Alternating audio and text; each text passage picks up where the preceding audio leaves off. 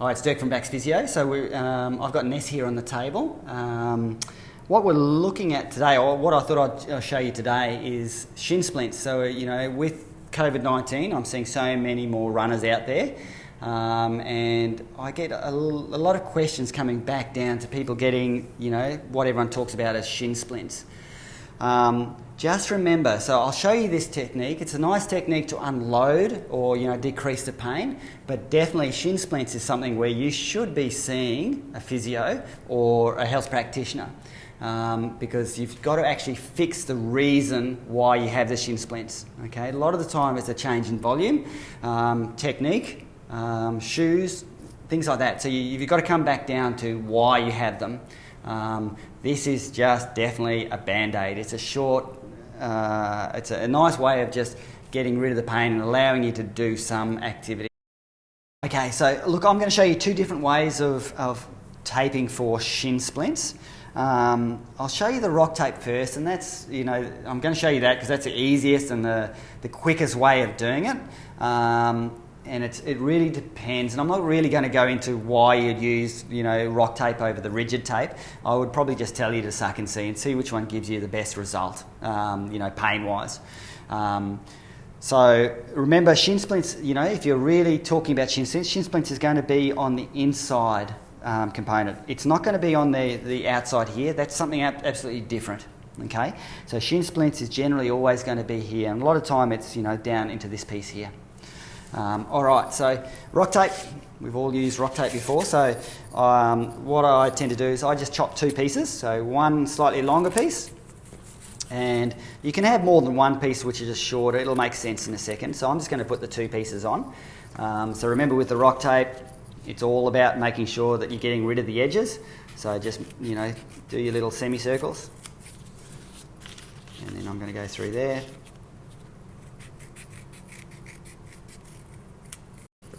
Okay, so as I said, nice and easy this one. The first long piece, what we do is we just again take off the bottom inch of it. So remember, that's got no pull on it at all, and you just feel down your shin bone there. Sometimes we can do a different tape where we can actually go under the foot. So I'm not going to do that one today. I'm just going to go further down into this. I'm going to anchor it in. I do put a bit of tension on it, so I start to stretch now, so it's about 30%. And then when I get to that last end bit, again, I've got nothing. So I'm just literally going on the outside. So for me, I can feel the inside of that shin. So I've got bone here, comes into muscle there. So it's just coming up on the outside. Then we go, what we do is we tend to go down and we go, okay, find that sore part, and Ness suddenly wants to hit me because it's here. Ow! So it's right there. So that is where we're going to put the unloading piece. So this piece here is what we do is I break it down the middle, and then it's literally find the sore part, and what you're going to do is you're literally going to push against it. So I'm pulling quite hard against it, and then I let go. So now there's no pressure, no sort of tension on that tape, okay? And literally that. So it's as simple as that. All right, tape two is now just using some rigid tape. I'm going to, it's almost like a herringbone how we do this, but the trick is we go along and find out again where that sort of sore section is, and we start below it and we go above it.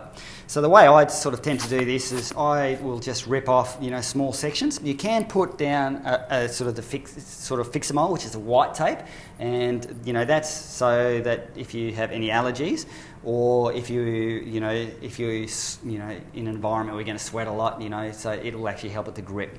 But easiest way to do this is we come up, I'm grabbing little pieces, and pretty much there's the shin bone there. What I'm doing is then going to pull it across, grab my next piece, and you can have these, if you're prepared. I just pull them off the tape, but you can actually have a whole lot of sections already done if you like. And then what I'm doing is then pulling up. So now I've literally crossed it. So the big trick out of this piece of tape is you always make sure the tape, when you place the next piece of tape on, it goes on by half. So, it sticks on halfway on the last tape. So I'm going there's the shin bone, so I'm pulling across. And you'll see what I mean in a second. You'll have this sort of herringbone sort of pattern coming in. You know, again, so halfway, coming across.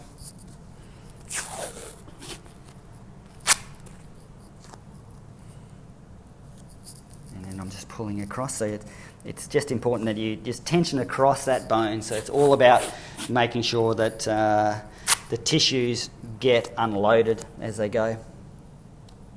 And then again, I pull across. Lengthwise, you don't really have to worry too much. They don't have to be exactly the same. It's as long as you get that crossover effect.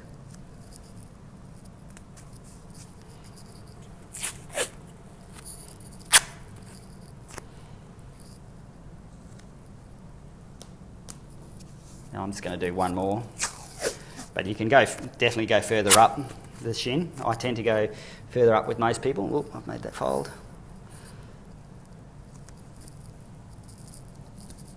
And you can see now you've certainly got this nice pattern coming across there all the way up the shin, and you'd probably tend to go up to there.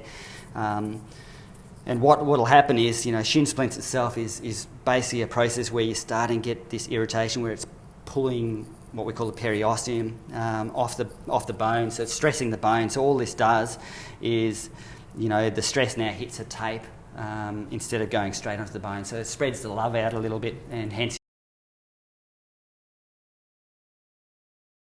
shin splints is the first stage of an irritation on the shin bone. I don't really need to go into that much further, but know that it is a sign, and if you ignore it, you know, it actually will go up into what we call, you know, into the more serious side, which is stress fractures.